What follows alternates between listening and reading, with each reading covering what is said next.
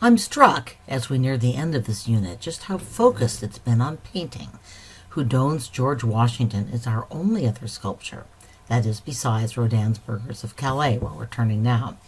It's actually a little hard to know where to place Rodin in this course, especially since we kick off our next Western art unit, Unit 12, with Impressionism. In this statue, not a recorded work, but a good introduction to Rodin, you can see both the realist and the impressionist influence in Rodin's work. He strove to capture musculature and movement realistically, yet his sculptures reveal a fascination with the play of life on surfaces.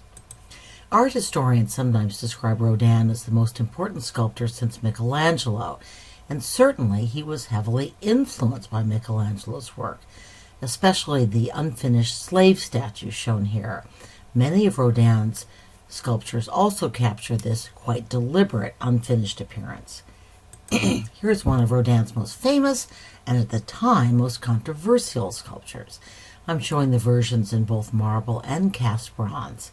The Kiss was part of Rodin's huge Gates of Hell project, which you read about, I'll do briefly, in your homework. The influence of Michelangelo is clear here as well, as is Rodin's fascination with the erotic. And okay, I have to include Rodin's most famous sculpture. Rodin reproduced the Thinker in many sizes and media, but I've included the rendition that appears in the Gates of Hell so that you can see it in context. Here again, you observe Rodin's debt to Hellenistic and Renaissance sculpture, but also his unique expressive style. You saw this sculpture in the Khan Academy essay. It's one of my favorites, and Rodin considered it to be his very best work. Well, Rodin never abandoned realism. Here he displays his expressionist side. The rough-cut features and monumental size capture the energy and force of the subject in a way that a purely realistic and representational sculpture could not. And now we get to our required work, finally. Yes, I am very happy with the College Board choice. I love this sculpture, in part because I love the story behind it. England's King Edward III, after a victory in the Battle of Crécy during the 100 Years' War, laid siege to Calais. Philip of France ordered the city to hold out at all costs. Philip failed to lift the siege, however, and starvation eventually forced the city to parley for surrender. Edward offered to spare the people of the city if any of its six top leaders, would surrender themselves to him, presumably to be executed. Edward demanded that they walk out wearing nooses around their necks and carrying the keys to the city and the castle. One of the wealthiest of the town leaders, Eustache de Saint-Pierre, volunteered first, and 5 other leading citizens joined him. Although the burghers expected to be executed, their lives were spared by the intervention of Edward's pregnant wife, Queen Philippa, who persuaded her husband to exercise mercy by claiming that their deaths would be a bad omen for her unborn child. So here's another view from a different casting and location. Note that the sculpture is intended to be seen from all sides. As he prepared to fulfill this commission, Rodin studied the major historical source on the subject, a 14th century history written by Jean Froissart. Here is Froissart's account. I'm including it because you'll see how it influenced Rodin's artistic choices. Eustache de Saint-Pierre got up and said, "Gentlemen, it would be a great shame to allow so many people to starve to death if there is any way of preventing it. And it would be highly pleasing to our Lord if anyone could save them from such a fate. I have such faith and trust in gaining pardon and grace from our Lord, if I die in the attempt, that I will put myself forward as the first. I will willingly go out in my shirt, bareheaded and barefoot, with a halter noose around my neck, and put myself at the mercy of the King of England." The chronicle continues. Another very rich and much respected citizen called Jean d'Air rose up and said he would keep him company.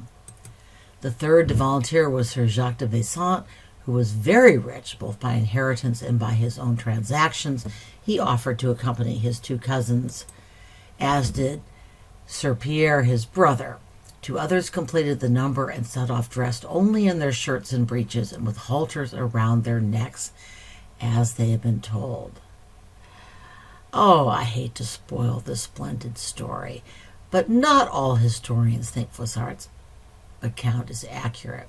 Here's an alternative view from a historian of the Hundred Years' War. There was indeed a ritual of submission by the people of Calais, but it was mainly organized in advance and not spontaneously. The people of Calais negotiated a pardon, and it was only once they were virtually certain of this pardon that they agreed to perform the rite. The burghers did indeed wear halters around their necks, but they were accompanied by the town's men-at-arms. The historian notes that our hero, Eustache de Saint-Pierre, actually received a reward from the King of England. From our standpoint, though, this may not make any difference. Neither Rodin nor the town fathers of Calais took this view. They bought into Froissart's account entirely. Which is not to say that the town fathers of Calais were happy with the statue they received for their commission. Rodin broke with tradition by placing his cast bronze sculpture on a low pedestal to bring the burghers face to face with the people of Calais. Rodin's explanation for this was that he wanted the viewer to, quote, penetrate to the heart of the subject, unquote. At ground level, the figure's positions lead the viewer around the work. His patrons, however, vehemently disagreed. And in fairness, they had some reason to complain. The sketches and preliminary plaster model or maquette that Rodin submitted to win the commission looked quite different from the final product. Notice that it's up on a high platform. But Rodin kept thinking and rethinking the work. Here is the second maquette, which is much closer to the work as finally cast. And here is the Calais Committee's initial response. I quote, "This is not the way we envisaged our glorious citizens going to the camp of the King of England. Their defeated posture offends our religion. The silhouette of the group leaves much to be desired from the point of view of elegance. We feel it our duty to insist that Monsieur Rodin modify the attitudes of his figures and the silhouette of his group." Basically, the committee was arguing that the sculpture broke with the traditions laid down by the French École des Beaux-Arts, including the adoption of a pyramidal structure to emphasize the most important figure or figures. Rodin rather rudely replied, "You are asking me to follow the people whose conventional art I despise." The committee eventually relented, and Rodin proceeded with the work. It was displayed as intended on the ground at an exhibition in Paris. The town fathers of Calais, meanwhile, placed their cast of the burghers on a high pedestal and banished it to a remote corner of the city. In 1926, the city of Calais reinstalled the sculpture on a low pedestal and moved it to a place of prominence in front of the town hall, where it stands today. If you're wondering why this setting looks different from the recorded image, it is. French law permitted 12 lost wax bronzes to be cast from Rodin's original plaster model. The first one you saw was cast for the gardens outside the Palace of Versailles. This is the version in Calais. So, here's a question that requires us to jump ahead of where we are in our history. What would have changed in France between 1895, when the sculpture was first created, and 1926? What changed the minds of the city fathers of Calais? Well, in 1895, France was recovering from its humiliating defeat in the Franco-Prussian War. France had become a major imperial power, eager to assert leadership in Europe. The town fathers of Calais wanted an image of victorious self-sacrifice, not defeat. In 1926, France had won a war with Germany, but at a terrible human cost. Europeans and the French felt much less triumphant about a war, even though they won, and much more inclined to see sacrifice in terms of its human cost. So here, for example, is a late 19th century French history painting celebrating the French invading Lebanon to defend Lebanese Christians. Well, at least allegedly that was the reason. And here are some battle scenes of French soldiers from World War I. What's changed? In this art, war is more terrible, and it is also more individual. It has a human face. And of course, by then, Rodin was even more famous, and politicians were therefore a lot less likely to second-guess his artistic choices. So, just to review, what artistic choices did Rodin make? First, he decided to portray collective sacrifice. Memorial sculptures tended to focus on one hero. Rodin rejected that tradition. Yet even though they are a group and their fates are intertwined, we see the burghers as radically isolated.